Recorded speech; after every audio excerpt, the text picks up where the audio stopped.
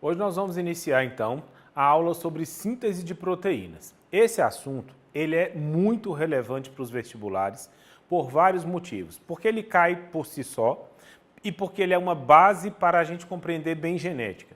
Então, para você entender genética, compreender o que significa a expressão de um gene, enfim, mutação, que é um assunto muito cobrado nas provas dos vestibulares, é importante que você compreenda bem síntese proteica e é o que a gente vai ver agora. Vem comigo aqui na tela.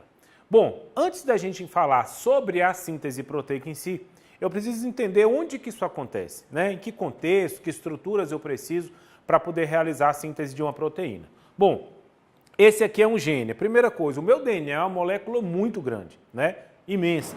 E eu não preciso do meu DNA inteiro para eu poder sintetizar uma proteína. Ao longo do meu DNA, existem formações de milhares de proteínas diferentes. E eu só vou sintetizar agora aquela proteína. É como se eu dissesse assim, eu vou precisar ler um livro de receitas de 1000 páginas para eu fazer uma receita. Não preciso. Eu vou direto à página da receita que eu quero fazer. A mesma coisa aqui. Então, eu tenho todo o meu DNA e apenas uma parte desse DNA é o que a gente chama de gene. E esse gene, lá na genética, a gente vai ver se expressa, ou seja, determina uma característica. Mas como que isso acontece? Através da síntese de proteína. Só que mesmo dentro desse gene, nem todo aquele pedaço do DNA, que é o gene, nem todo ele vai contribuir para a síntese de uma proteína. De novo, usando o exemplo do livro de receitas, é como se eu tivesse um livro de receitas e algumas páginas em branco no meio do caminho. Para que eu vou deixar essas páginas em branco? Eu posso retirá-las. Então, a síntese proteica vai trabalhar a partir do gene, mas dentro do gene há partes que a gente chama de codificantes, que são as partes que contribuem para a síntese proteica, e as partes não codificantes. As codificantes nós chamamos de exon e as não codificantes nós chamamos de intron. Então, guarde aí esta informação.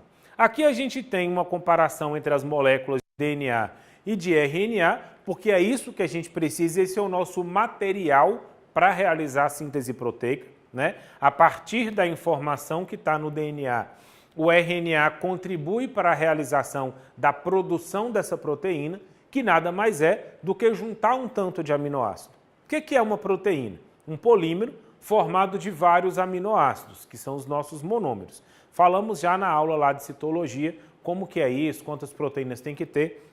Retome a aula caso tenha alguma dúvida. São precisos pelo menos 50 aminoácidos para que ele seja uma proteína. E o que vai definir uma proteína? Quantos aminoácidos existem, quais são eles e principalmente qual a ordem em que eles estão ligados. A sequência desses aminoácidos na cadeia é o principal fator que vai determinar uma proteína. Então, se eu mudar um aminoácido de lugar, eu posso alterar essa proteína. Eu provavelmente vou alterar essa proteína. Isso é basicamente o que ocorre nas mutações. Mas eu não posso ter só o DNA. O DNA traz a informação. Só que o DNA fica dentro do núcleo. E ele não sai do núcleo para ir levar essa informação ao citoplasma, onde estão os ribossomos, que são as organelas que também participam do processo. Então imagina aí, você tem um núcleo, dentro do núcleo tem o DNA com a informação, mas a proteína será efetivamente sintetizada no citoplasma. Bom, o DNA deveria sair do núcleo, ir até o citoplasma e levar aquela informação, mas ele não faz isso. Como eu já disse, teria que o DNA inteiro, ele é uma molécula muito complexa para fazer isso, ele nem passaria pelos poros da carioteca. Então o que ele faz? Ele transcreve essa informação, e aí ele transcreve só a informação do gene, manda isso para o citoplasma, na forma de RNA, então por isso que eu preciso das duas moléculas, O DNA de fita dupla, em forma de hélice, ou seja, helicoidal, tem a timina como base nitrogenada exclusiva, o RNA de fita simples tem a uracila como base nitrogenada exclusiva. Aqui a pentose é a desoxirribose, aqui a pentose é a ribose. Mas para a gente conseguir enxergar isso, dimensionar isso dentro da célula, funciona assim, Dentro da célula nós temos o núcleo, e o DNA que está dentro da célula, ele não está solto dessa forma. Na verdade, o nosso DNA está na forma de cromossomo. Então imagina, dentro da célula eu tenho cromossomos. Falamos na aula de divisão celular, se falarmos da espécie humana, 46 cromossomos dentro das nossas células. De que um cromossomo é formado? De cromatina. De que uma cromatina é formada? De DNA, mais estonas. Estonas são proteínas. Imagina que eu tenho aqui um barbante, um fio, várias bolinhas de isopor. Eu vou enrolando o barbante nas bolinhas de isopor e isso é a minha cromatina. Depois eu pego essa estrutura e dou uma organizada nela. Isso é o meu cromossomo. Então, lá no final das contas, esse cromossomo é formado desse DNA. Tá? Quando eu digo que as minhas características estão no meu DNA ou que as minhas características estão nos meus cromossomos, eu estou dizendo praticamente a mesma coisa, porque ela está nos dois. Afinal de contas, o cromossomo é formado de DNA. Tá? Então, essa é a lógica da estrutura para você poder realizar a síntese de proteínas. O cromossomo pode ser simples ou o cromossomo pode ser duplicado. Esse é um único cromossomo, porque ele tem um centrômero, mas ele tem duas cromátides. Quem ainda não entendeu isso pode voltar na aula de divisão celular, que a gente fala disso lá de novo. Uma cromátide cromossomo simples, duas cromátides, um cromossomo duplicado. Aí eu posso separar aqui e aí esse cromossomo duplicado origina dois cromossomos simples. Também a gente falou disso em divisão celular.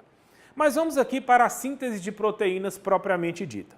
Bom, como eu disse a vocês, o DNA está dentro do núcleo, trazendo ali a informação de qual proteína será sintetizada. Que informação é essa? Tá? Guarda isso, grava isso aí na sua cabeça. A informação que o DNA traz é quantos aminoácidos, quais e principalmente a sequência em que os aminoácidos estão ligados. Isso é que define a proteína. Então é isso que o DNA traz como informação para a célula saber que proteína é essa que será formada. Só que esse DNA não vai até o citoplasma levar, como eu já disse. Então ele transcreve. Então é como se eu dissesse, olha, eu tenho aqui uma receita, mas eu não tenho condição de levar essa receita até aí a sua casa. O que eu posso fazer? Transcrevo, digito aqui uma mensagem de celular e te mando essa receita. Eu estou transcrevendo para enviar de uma forma que chegue até você. O processo de transcrição é isso, tá? É uma cópia da informação que está no gene de uma forma que chegue até o citoplasma. Isso aqui é a transcrição. Preste atenção aqui. Esse DNA contém, nessa sequência de bases nitrogenadas, representadas pelas letras, adenina, timina, citosina e guanina, né? São as 4 bases nitrogenadas possíveis nos nucleotídeos do DNA. Então, essa sequência de letras, essa sequência de bases nitrogenadas, representa a informação que eu vou ter. Tá? É como se isso viesse codificado. Né? Eu posso pegar uma informação e transformá-la num código que só quem sabe o código lê. É o que temos aqui. Essa sequência de letras está dizendo, olha, você vai usar tantos aminoácidos, tantos de cada um, e é para ligá-los nessa sequência. Se a gente decodificasse, era isso que estava escrito aqui. Mas, como eu já disse várias vezes, esse gene não vai para o citoplasma. Então, é feita uma transcrição, uma cópia. Só que eu posso ter várias formas diferentes da mesma informação. Eu, Arley, tenho o meu nome, o meu número de CPF, o meu número da carteira de trabalho, o meu número de identidade. Todos esses dados representam o Arley, mas eles são dados que vêm de forma diferente. Então, essa informação e essa são códigos diferentes, mas que representam a mesma informação. É como se fosse a identidade e o CPF. Não mudou nada, continua sendo a mesma informação. E aqui tem uma coisa que é importante. Quando no DNA houver a adenina, no RNA que vai se formar, quando a gente diz que há uma transcrição, essa cópia é o RNA, mensageiro, porque é ele quem leva a mensagem até o citoplasma. Então, vai ser feita uma cópia do gene e a cópia é o RNA mensageiro. Então, existe uma equivalência de códigos. Onde no DNA for adenina, no RNA vai ser uracila. Onde no DNA for timina, no RNA vai ser adenina. Onde for citosina no DNA, guanina no RNA, guanina no DNA, citosina no RNA. Isso aqui é padrão. Não vai mudar nunca. É sempre assim. A com U, T com A, C com G, G com C, não vai mudar. Toda transcrição que for ocorrer, vai ocorrer dessa maneira aí. Assim a gente tem ACC, UGG, AAA, UUU, CCG, GGC, AGT, UCA. Pronto. Copiou, copiou. Mudou o código? Mudou. Mas mudou a informação? Não. É a mesma que estava aqui. Agora, esse RNA mensageiro vai levar essa mensagem até o citoplasma e vai dizer para o ribossomo, essa é a sequência de aminoácidos que você vai ligar, tá? Já estão chegando aqui. O RNA transportador vai trazer e a gente vai entender a tradução daqui a pouco. Mas mais importante agora é você entender como que essa sequência de letras vai ser lida, decodificada como uma sequência de aminoácidos. Repetindo, o principal fator que determina qual é a proteína é a sequência dos aminoácidos. Se essa é a informação que está aqui, então ela tem que ser lida pela célula como uma sequência de aminoácidos. Como é que isso é feito? Cada 3 bases nitrogenadas representam um códon. É como se cada 3 números do meu CPF representasse um código específico para mim. Cada 3 bases nitrogenadas no RNA mensageiro representam um códon. E esse códon representa qual é o aminoácido que entra naquele lugar específico daquela proteína. Tá? Depois que esse RNA todo foi formado, é hora de fazer aquela seleção que a gente viu lá no início entre introns e exons. Os introns são as partes não codificantes, são as folhas em branco que precisam ser retiradas. Esse processo chama-se splicing. Então, o splicing é a retirada dos introns. Nós temos algumas enzimas que vêm aqui e retiram os introns. Os exons, dentro dessa técnica, eles precisam se ligar na mesma sequência em que eles estavam, ok? Então, vamos imaginar aí o livro de receitas com as páginas em branco. Eu vou tirar o espiral desse caderno, vou retirar as páginas em branco, mas as demais páginas não podem ser invertidas, porque senão eu vou bagunçar todas as minhas receitas. Quando eu retirar os introns, os exons são ligados exatamente na sequência em que eles estavam. Por que isso é importante? Porque o RNA segue a sequência 5 linha, 3 linha, e isso muda tudo no processo de qual proteína será então sintetizada. Muito bem. Diferente daquele splicing, nós temos o chamado splicing alternativo. O que é alternativo? Ao invés de eu ligar os exons na mesma sequência em que eles estavam, eu agora vou alternar a sequência dos exons. Como é que isso costuma cair em prova? Dizem que isso alterou o dogma central da genética, um gene e uma proteína. Isso é um gene. Eu vou tirar esses introns aqui, verdes. Vão sobrar os exons, 1, 2, 3, 4. No splicing tradicional, eu vou seguir exatamente essa sequência, 1, 2, 3, 4, e vou formar aquela proteína. A princípio, só isso era possível. Mas é possível que esses exons sejam reorganizados e com esse mesmo gene eu produza proteínas diferentes. Basta eu alterar a sequência. 1, 2, 3, 1, 2, 4. E se eu puser o 4 na frente, é outra proteína. E se eu puser 4, 1, 3, 2, é outra proteína. A cada recombinação de exons, eu crio uma proteína nova a partir de um único gene. Então, eu posso replicar esse gene e fazer várias proteínas usando o mesmo gene, sem precisar extrair um gene específico para cada proteína. É claro que vão haver algumas combinações aqui que não vão gerar proteína nenhuma, mas a gente tem que considerar que algumas dessas recombinações, a partir do mesmo gene, gerem proteínas que são diferentes. Para a gente entender isso um pouquinho melhor, olha só, isso aqui é o nosso DNA, né? Na estrutura helicoidal, ele precisa abrir as fitas, 3 bases nitrogenadas na fita de DNA vão ser responsáveis por representar um aminoácido. Não é o aminoácido, representam o aminoácido. Lembra quando eu disse que a sequência de letras precisa ser lida como uma sequência de aminoácidos? Cada 3 letras, um aminoácido naquele lugar.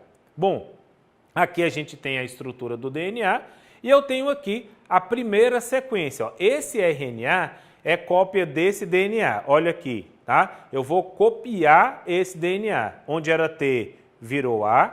Onde era A, U. Onde era C, G. Essa é aquela equivalência que eu falei. Assim, o RNA mensageiro foi formado.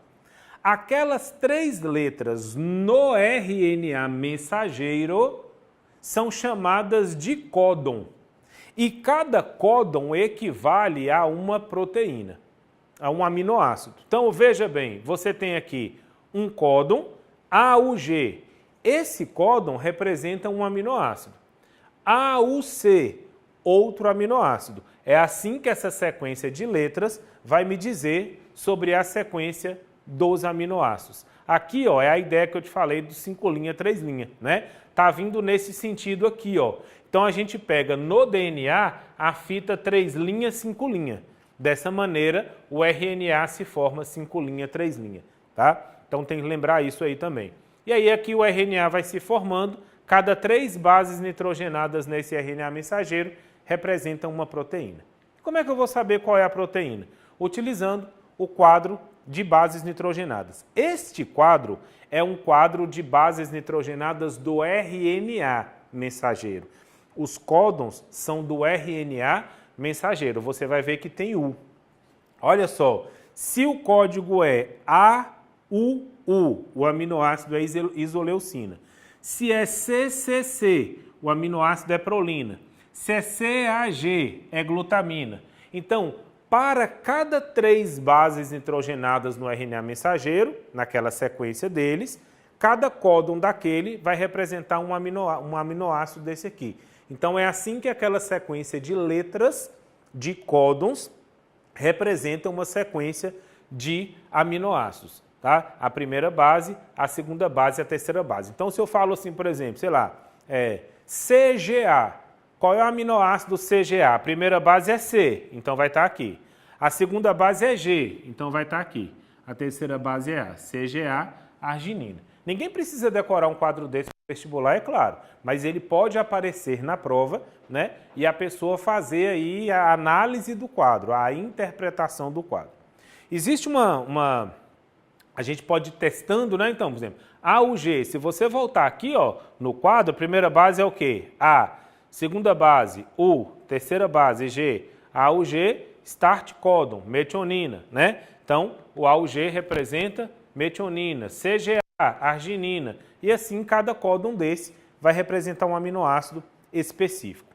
Tem uma característica aqui muito interessante, que é o seguinte, a gente diz que o código genético é degenerado. Isso é bom ou ruim, Arlen? Isso é bacana. Por quê?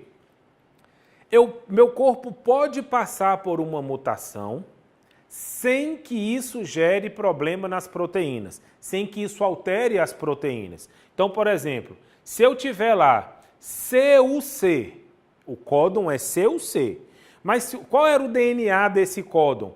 Era GAG. Suponhamos que GAG mudou para GAT, foi uma mutação. Então, ao invés de CUC, vai ficar CUA. Mas olha só, continua sendo leucina. Eu tenho 4 códons diferentes, 6, né? 6 códons diferentes para o mesmo aminoácido.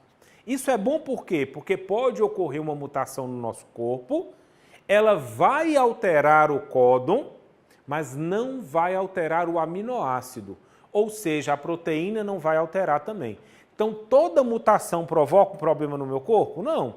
A mutação pode ocorrer, ocorre a alteração do DNA, ocorre a alteração do códon, mas se isso não mudar o aminoácido, a proteína continua a mesma. Tá? Então, isso é uma certa proteção, né, que o nosso corpo tem para que nem toda mutação gere algum problema. E tem 3 códons aqui que não representam aminoácidos. Eles são os chamados stop códon, códons de parada. O AA, o AG e o GA. Esses dizem, ó, a proteína acabou. Então o ribossomo vai passar nessa fita, ligando os aminoácidos. Quando chegar em um desses códons, é a hora de parar a síntese da proteína. Outra dica é que toda proteína começa com A ou G. Toda proteína começa com o aminoácido metionina. Ele sempre vai começar com ela e ela vai estar sempre somente no início. Então aqui só para você fazer esse teste aí e a gente saber. Na nossa próxima aula, nós vamos falar de tradução e eu te espero daqui a pouco. Fica aí.